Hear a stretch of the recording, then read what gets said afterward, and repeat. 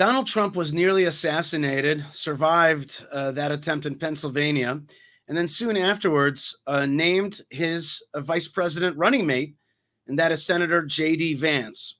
Senator JD Vance is an author. He's a venture capitalist. He's a senator from Ohio. And his opinions on Israel are relatively well known because recently, in late May, he spoke at a place called the Quincy Institute and dedicated a lot of time to the Israel issue, which he distinguished from the Ukraine issue. The institute is fully called the Quincy Institute for Responsible Statecraft in Washington, D.C., and the conference was co-sponsored by the American Conservative that promoted the event as highlighting realism and restraint amid global conflict. Okay, and we have a great opportunity to understand what the potential vice president thinks about Israel. Let's take a listen. There are a few things I think that are very distinct about Israel, okay? And when I talk about the moral intuitions of the middle class, why do Americans care about Israel? Okay, I think there are all these arguments you could make, and some of them are true, and some of them are false, and some of them are fake.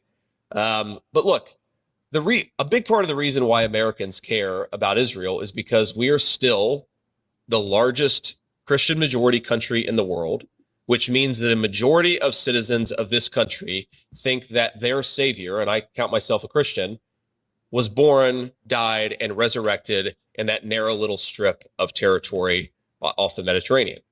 All right, so here JD Vance is talking straight up Christianity.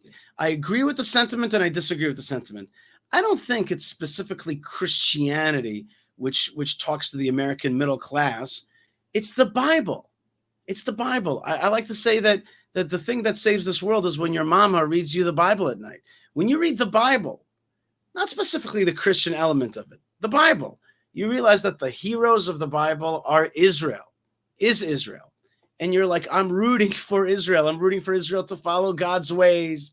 I'm rooting for Israel to get back to its land. I'm rooting for Israel to win the wars. And so what JD Vance says here is a kind of more turn towards a specifically Christian aspect. But I think he could have said it, and that's why I say, which I think is just truer, which is generally a connection to the Bible. And that is true about America. America is still a country that, although the universities have tried to erase it, is connected to the Bible. People are connected to the Bible, and that's why they love Israel. Let's keep going. The idea that there is ever going to be an American foreign policy that doesn't care a lot about that slice of the world is preposterous because of who Americans are. Now, contrast that with the moral intuition that has most underlined American foreign policy of the last 20 years, this idea that it is in our distinct interest to spread democracy all over the world. Well, I actually don't think that even holds a little bit of water. Was it in our interest to spread democracy to Iraq, where not only did a lot of Americans and a lot of other people die needlessly, but then we created a proxy of Iran in the Middle East? It's preposterous. Okay. And not only that, not only did we create a proxy of Iran in the Middle East at the cost of thousands of American lives, we also precipitated the genocide of one of the oldest Christian communities in the entire world. Now, we talk about moral intuitions, and I think our moral intuitions, we have to influence our foreign policy objectives here. So let me just pause for a second. And first thing is, what we're seeing is that JD Vance, like him, not like him, clearly he's an intellectual. He's thinking about these issues, and he's right about what happened in Iraq. Taking out Saddam Hussein, but leaving a vacuum and thinking that democracy will now spread to a region that has been filled with Islamism and Jihadism and Middle Easternism, and suddenly they're going to somehow accept American democracy was preposterous, as JD Vance says correctly. And he says, listen, we're not out here just spreading democracy. It doesn't actually work that way. It's very pie in the sky. It was not going to work to go into Iraq and kind of like hope that it would happen without dividing that country into pieces or spheres of influence for the Kurds and for the Sunnis and the Shiites and maybe a Christian part of Iraq as well. It wasn't going to last. And instead, it's been given over to Iran. And I'm very happy to see that JD Vance is looking at this with eyes wide open about the failure of American involvement in Iraq. if you had told the American people, if George W. Bush had stood before the American people in 2003 and said, hey, guys, we're going to go to war not to eradicate weapons of mass destruction or to spread democracy. We're going to go to war to create a regional proxy for Iran and to slaughter over 1 million historical Christians. Not that they will be slaughtered at our hands, but that our actions will lead to the genocide of the historical Christian community. I don't think Americans would have supported it. And frankly, if you look at polling back in 2003, most Americans didn't care about whether Iraq was a democracy or not. The main reason that the American people supported the war in Iraq in the beginning was because they thought Saddam had weapons of mass destruction that would be used against our citizens. Okay. There was actually a very realist case made for the Iraq war. It was just wrong. And now I think hopefully all of us recognize that it was wrong. But my point is, you can't totally. So here's a piece of realism, right? This conference was called Realism and Restraint Amid Global Conflict. And he's saying, look, we went in there to fight against bad guys, not to spread democracy. And had we been realer about that, we could have maybe had realer results. So far, I love what he's saying. I'm in agreement about the biblical connection of people like Americans and Americans to this region, because people love the Bible and people want the heroes of the Bible to win.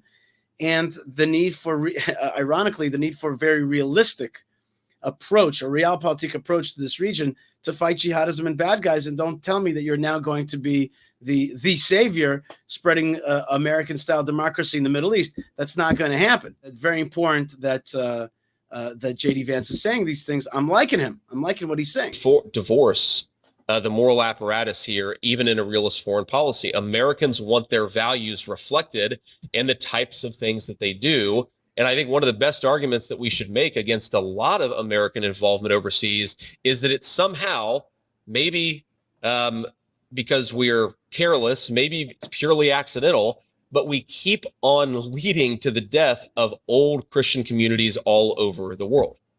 I think that's a moral scandal.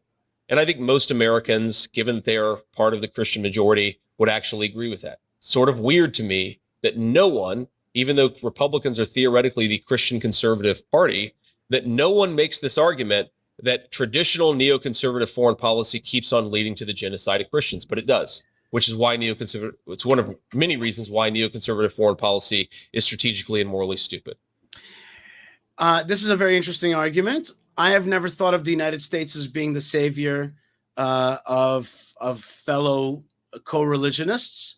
I've never seen that. I don't remember any part in history that the United States was some kind of savior of Christianity or Christendom, or, you know, so I guess he's saying we never did that, but I'm not quite understanding where he's coming from, because I don't remember that America ever did anything like that. But I guess what he's saying is, like, let's not do stupid policy that ends up killing people that we share values with. Okay, I can understand that. So that's one principle. That's one way I apply the principle that our moral intuitions should be motivated by the actual moral views of middle-class Americans, is why don't we stop genociding historical Christian communities? That's like a basic thing we should do in our foreign policy. But let me just sort of dive into this a little bit, because it's not just, of course, the fact that Americans care about Israel for religious reasons. I think there actually is a hard-nosed strategic argument that we can make for why we should care about Israel too. Let me just make a couple of points on that topic. So first, Israel is one of the most dynamic, certainly on a per capita basis, one of the most dynamic and technologically advanced countries in the world. Dan Senor wrote about this in the book, The Startup Nation. And if you look at what Israel is doing just with the Iron Beam system, for example, this is a system that would allow America and our allies to actually achieve some parity with the people who are sending drones and rocket attacks and so forth. There is no way that we can long-term fight a missile defense battle against people if they're paying 1/10 or 1/100th for offensive weapons that we are paying for defensive weapons. And the Israelis are doing the most important work to actually give us missile defense parity. That's a very important national security objective of the United States of America. And that's something we're working with one of the most innovative economies in the world to accomplish. There's another reason, actually. All right. So this reason that he's talking about is Israel's good to partner with on a scientific and technological level. That's just true. That's just true. And therefore, one of the things that I would like to see is that if any money is transferred over from the United States to Israel, I think that Israel should make it clear that this is a joint defense partnership, and in no way is this aid. Israel does not need American aid. You want to do a business partnership, a research partnership, that's fine. There's no problem with that whatsoever. I look forward to that. I look forward to cooperation. But if you're going to use this language that Israel is a intellectual, technological, scientific superpower, and you want to partner with us, great. But I want to make sure that we walk away from some of the language that has been used to hit us over the head, being like, look, America gives you foreign aid. You live on the welfare of America. $3 billion a year is not the welfare of America that we're living on. We have almost a $500 billion economy. So the $3 billion is small change. Okay. But if you want to dedicate $3 billion towards shared research, defense development, great, let's do that. And I think it's correct. Israel is a scientific superpower. I think that that's just a fact.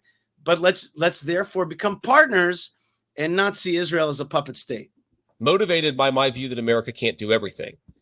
And that reason is quite simple. We have to sort of ask ourselves, what do we want out of our Israeli allies? And more importantly, what do we want out of all of our allies writ large? Do we want clients who depend on us, who can't do anything without us? Or do we want real allies who can actually advance their interests on their own, with America as playing a leadership role, but our allies actually doing something too? So my biggest criticism. Bravo. Partnerships. Israel should be a partner with the United States or any other country that wants to share our values and our interests. And I do believe, and I'm talking a lot about this, is that today there's a new alliance of anti-progressive, anti-jihad, pro-family, pro-Bible, pro-Abraham, pro-borders alliance that is forming in this world. And so we got to hold on to that alliance. We got to make sure we got to grow that alliance. But I love what JD Vance is saying here. He's saying, listen, we don't want Israel to be a puppet state. We don't want that. That's not in our interest. It seems to be in the interest of administrations like the Biden administration that wants to shrink Israel, wants Israel to be more dependent. And maybe it's even in the interest of other players like some elements of the Israeli military establishment, or maybe some elements of Jewish organizations in America that want to see that dependency. That's got to end. That has got to end. So I like very much what JD Vance is saying here. And I like his tone also. This is an intellectual tone. It's a tone that makes a lot of sense to me. And I hope that it complements, the more, brash language of President Trump. I think this is an important way of speaking and moving forward. Let's keep going. Of our approach in Ukraine is that it has no strategic end in sight, and it's not leading anywhere that's going to ultimately be good for our country. But the second biggest criticism I make about the war in Ukraine and our approach to it is that we are subsidizing the Europeans to do nothing. The Europeans are not carrying their fair share of the burden, especially when it comes in provision of weapons and they're deindustrializing their own country at the same time that they say that Putin must be defeated at all costs. If Putin must be defeated at all costs, to our German friends, then stop deindustrializing your own country in the name of a ridiculous green energy policy. But I actually think that Washington, at least current Washington leadership, really likes the fact that the Europeans are completely dependent on us. That's not an alliance. These people aren't increasingly allies. They are client states of the United States of America who do whatever we want them to do. Well, I think we have a real opportunity to ensure that Israel is an ally in the true sense, that it's going to pursue their interests. And sometimes those interests won't totally overlap with the United States, and that's totally reasonable, but they are fundamentally self-sufficient. And I think the way that we get there in Israel is actually by combining the Abraham Accords approach with the defeat of Hamas that gets us to a place where Israel and the Sunni nations can play a regional counterweight to Iran.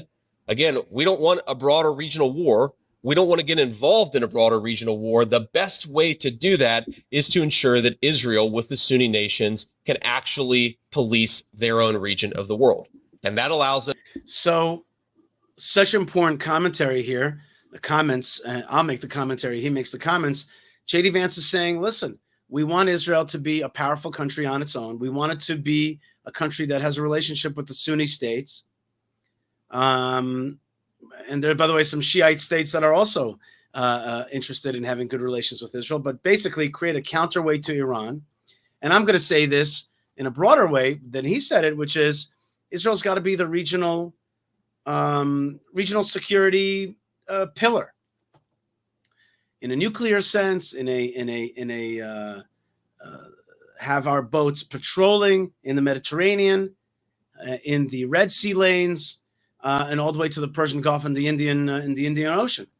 And this is an important way to think about it, which is the Abraham Accords was a brilliant breakthrough, one which was not obvious that such a relationship could come about. And now we see that such a relationship can come about. There can be a relationship with Arabs and Jews. We are cousins. We are all Abrahamic, children of Abraham. And there are many of us here that have an interest in progress, in technology, in safety, in tourism, and in spirituality, which this region should be excelling at, and not jihadism, which retards those things. And so I think that what JD Vance is saying is, yeah, we want regional. And if you think about it, if you weren't greedy, you're like, this makes perfect sense. We want Israel and the regional players to do well. We'll have good relationships with them. That'll be good. We don't want puppet states. This is not like the old Cold War days where we're fighting proxy wars through different countries. We want these guys to be independent and successful. And I love this attitude. And indeed, I think that the Abraham Accords is the countermeasure to jihadism in this region. Us to spend less time and less resources on the Middle East and focus more on East Asia. In the same way that we want our own allies to do the job in Europe so that we can focus on East Asia, I think that the same is true of the Sunni nations in Israel and the Middle East. We want to focus more on East Asia, so they're going to have to pick up more of the regional security apparatus. But they can't do that. The Israelis can't do that unless they defeat Hamas. Let's just, say it a little bit broader, which is Israel's got to defeat jihadism. Hamas is he's talking about this in May when the war was at its height. We're still fighting it, but it's not just Hamas, is it? It's Hezbollah, it's Iran, it's the Houthis, it's Al Qaeda, it's Boko Haram, it's all these various things. It's the Muslim Brotherhood. We're talking about jihadism. And for Israel to thrive in this region and for this region to thrive within itself, we've got to see the victory over jihadism. And by the way, that's what Saudi Arabia wants. That's what Morocco wants. That's what many countries want. They want to see a future here. And the only way we're going to have a prosperity future is through the end of jihadism. And that has to be quashed. And this war is just the first step in that bigger process. Interesting thing, which is why we should be supporting them in the war to finish Hamas's military capabilities. And one of the things that's frankly reasonable that people say, though I think that it's wrong, is, well, you can't possibly defeat Hamas. It's an ideology.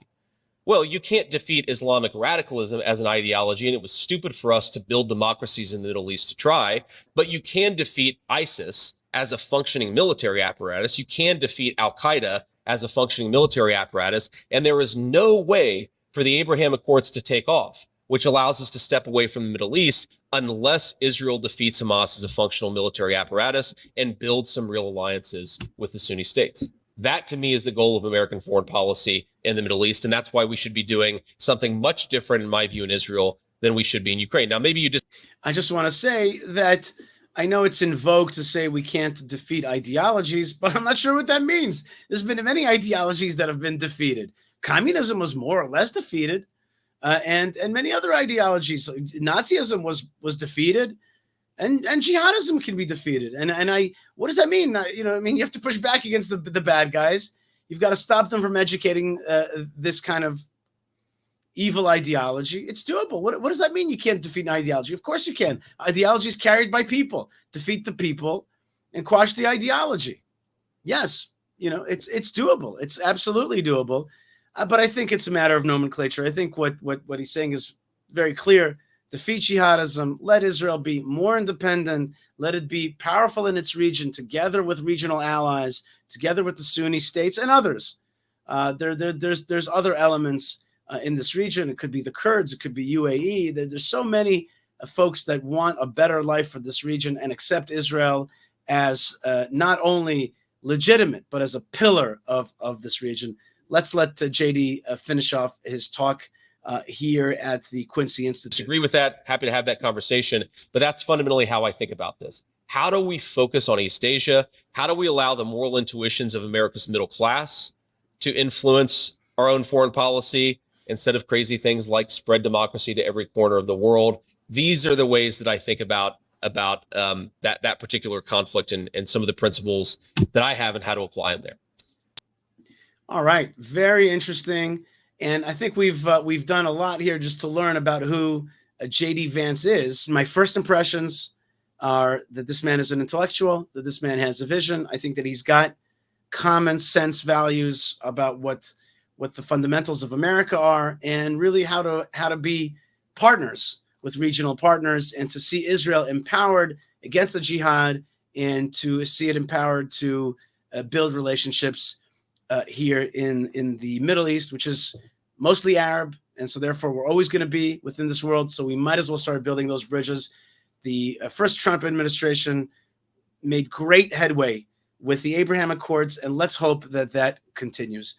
God bless you, folks. God bless this important conversation. I am excited about the American elections. At the same time, as I always say, while we're talking right now about American politicians, Israel's got to be an independent country, a strong country, an Am Levadad Yishkon, a nation that dwells alone and makes good decisions, and people will follow suit, people will respect it. And so therefore, on the one hand, it's very good to have partners in the United States, and I hope that people like JD Vance and President Trump will be able to bring America to a good direction, to a healthy direction, because I think it's good for the world. And I think in partnership together with Israel and other countries, the world can be a great place and a great place for our children. At the same time, Israel's got to be strong and independent and under God, one nation under God, a special nation under God. That's Israel. And of course, underwriting everything that JD Vance said is the love of the Bible and the connection to the biblical heritage and the biblical notions. God bless you, folks, from the land of Israel. Lots of love, lots of blessings. Send me an email, yishai@yishaifleischer.com, and also look below and subscribe to our channel. Thanks very much to the team that makes it happen. God bless you, and shalom.